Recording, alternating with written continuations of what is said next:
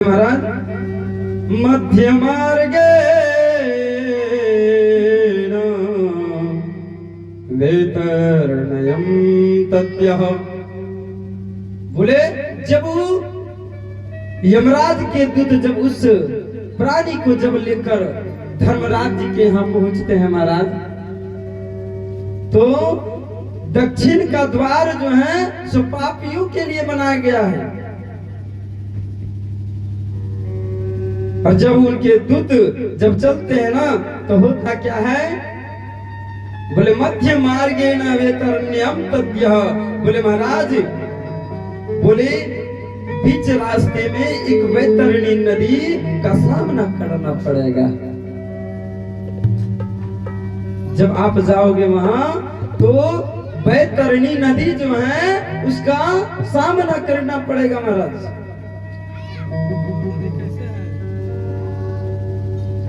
अच्छा, बोले महाराज ये धर्मात्मा जीव जो है बोलो वे कैसे पता चलता है?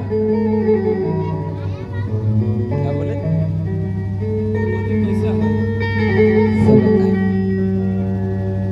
बोले महाराज, बोले गरुड़ देव भगवान की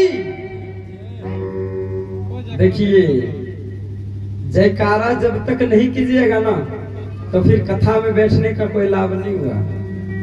अगर कथा को श्रवण करने बैठे हैं तो थोड़ा मुख हाथ चलाना पड़ेगा महाराज। कहा गया है, बड़ा सुंदर भाव के साथ कहा गया है क्या कि मुखम पवित्रम यदि राम नाम, मुखम पवित्रम यदि राम, हृदयं पवित्रं यदि ब्रह्मज्ञानं,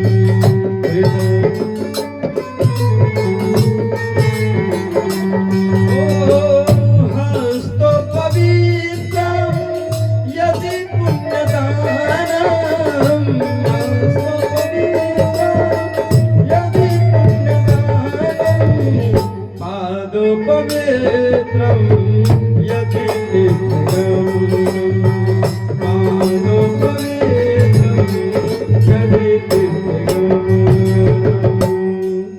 बोले महाराज मुखम पवित्रम यदि राम नामम, हृदयम पवित्रम यदि ब्रह्म ज्ञानम, हस्तो पवित्रम यदि पुण्यदानम, पादो पवित्रम यदि तीर्थ गमनम।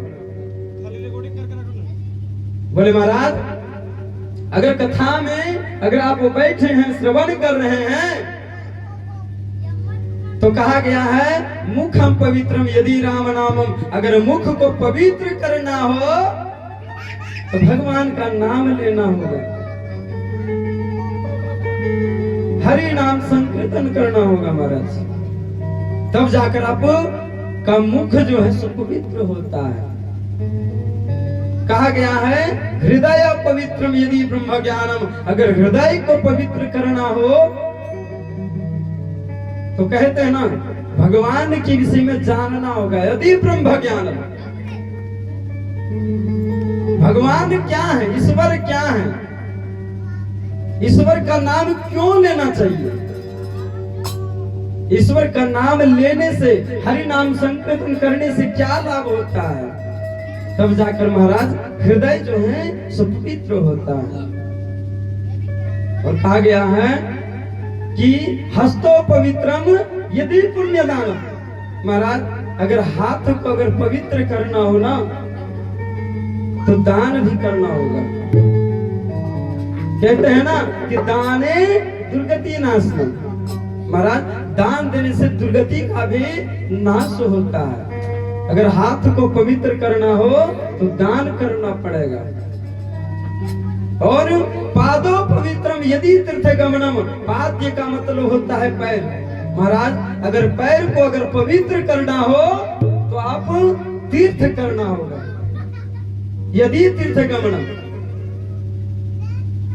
महाराज जब तक तीर्थ नहीं करेंगे, जब तक भगवान का परिक्रमा नहीं करेंगे, भगवान का पूजा नहीं करेंगे, तब तक आपका पाद यानी पैर जो है पवित्र होने वाला नहीं है। इसलिए महाराज कथा में बैठने से जयकारा लगाना चाहिए, ताली बजाना चाहिए,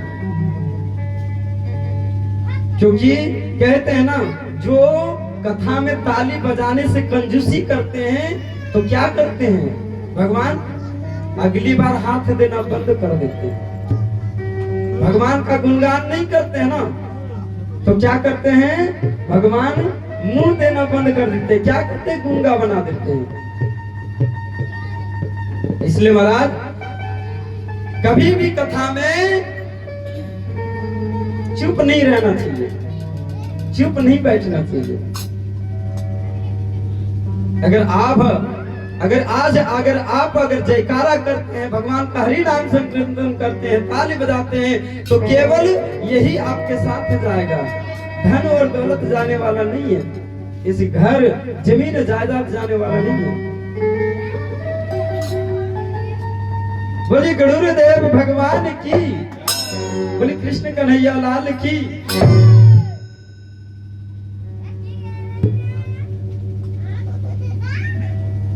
कहते हैं ना कि ये उम्र जो है सो धीरे धीरे चला जाता है, उम्र जो है सो घटता नहीं है महाराज, बढ़ता। कहते हैं ना इसका उम्र जो है सो घट रहा, लेकिन घट तो नहीं रहा, उम्र घटता नहीं है, उम्र बढ़ता।